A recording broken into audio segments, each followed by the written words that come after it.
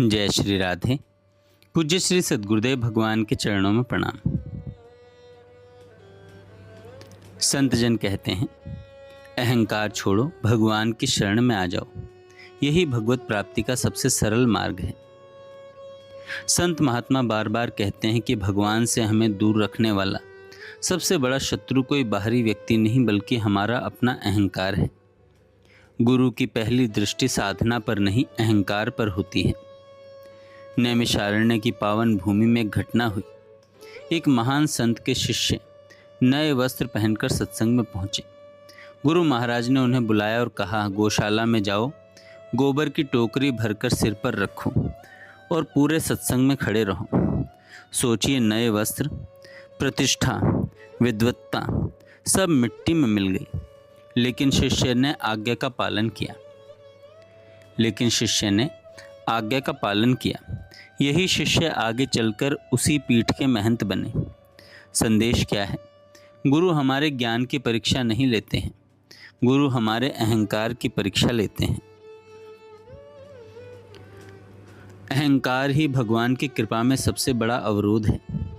जब तक मन में यह भावना रहती है, मैं ज्ञानी हूँ, मैं बड़ा भक्त हूँ, मैं बहुत त्यागी हूँ, मैं बहुत धनवान हूँ, मैं सब कुछ कर सकता हूँ, तब तक भगवान की कृपा द्वार पर खड़ी रहती है। भगवान कहते हैं, तुम अभी अपने बल पर चलना चाहते हो, जब थक जाओगे तब मैं तुम्हें उठा लूँगा। यही कारण है कि कई बार साधना करते हुए भी वर्षों तक भीतर परिवर्तन नहीं आता। भगवान की शरण ही एकमात्र सुरक्षा है। संत एक सुंदर उदाहरण देते हैं।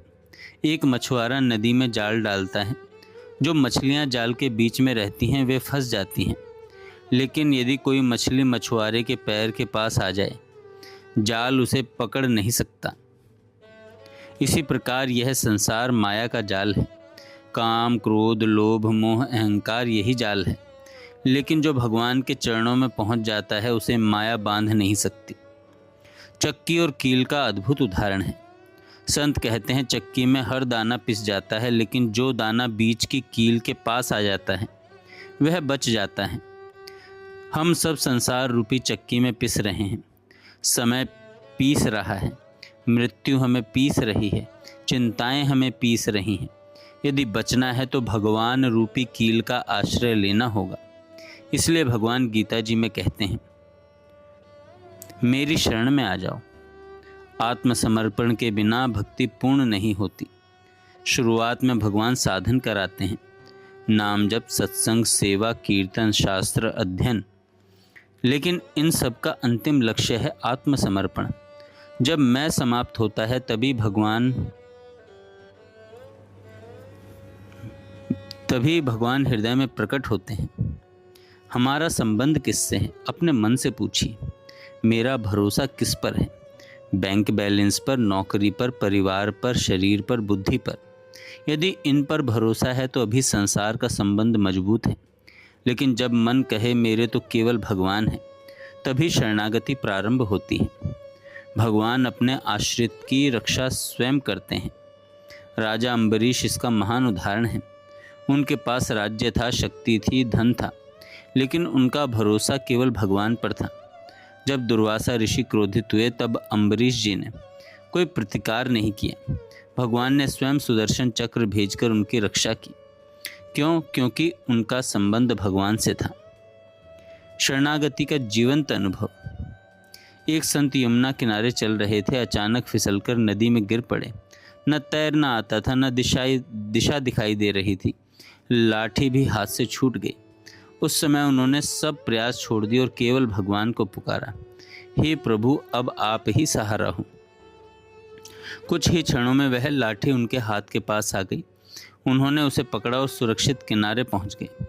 संत कहते हैं, जब मैंने अपना बल छोड़ा तभी भगवान का बल प्रकट हुआ। एक बकरी जंगल में अकेली रह गई। उसे मिट्टी में सिंह के पंजे के निशान दिखाई दिए। वह उन्हीं के पास बैठ गई। जो भी हिंसक पशु आता वह पंजे देखकर डरकर भाग जाता। कुछ देर बाद स्वयं सिंह आया। बकरी कांपने लगी। सिंह ने कहा, डरो मत, जिन पंजों के भरोसे तुम बैठी थी वे मेरे ही हैं। अब मैं स्वयं तुम्हारी रक्षा करूंगा। यह कथा हमें क्या सिखाती है? यदि हम भगवान के चरण चिन्हों का आश्रय ले लें तो एक दिन भगवान स्वयं कहेंगे, अब मैं तुम्हारा हूँ, तुम मेरे हो।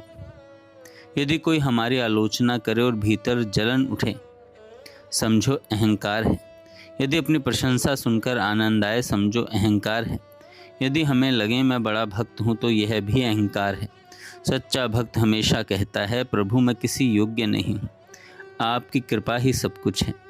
शरणागति का फल जो भगवान का हो जाता है उसे मृत्यु का भय नहीं रहता, परिस्थितियाँ उसे विचलित नहीं करती, सुख दुख समान हो जाते हैं, उसका मन भगवान में स्थिर हो जाता है, भगवान स्वयं उसके जीवन का संचालन करते हैं। तब संसार उसकी सेवा करने लगता है, क्योंकि वह संसार का नहीं भगवान का हो चुका होता है। जीवन का सार केवल इतना है, अहंकार छोड़ो, भगवान पर भरोसा करो, गुरु की आज्ञा स्वीकार करो और नाम जप करते रहो। जिस दिन हमारा मैं मिट जाएगा उसी दिन भगवान का तू प्रकट हो जाएगा। आइए हम सब हृदय से प्रार्थना करें, हे प्रभु, अपने बल पर नहीं चलना चाहता, मुझे आपके चरणों का आश्रय दीजिए, मेरे अहंकार को नष्ट कर दीजिए, मुझे ऐसा बना दीजिए कि मेरे जीवन में केवल आपकी इच्छा चले, आपका नाम, आपका प्रेम, आपकी शरण ही एकमात्र मेरे आधार बन जाए। जय श्री राधे।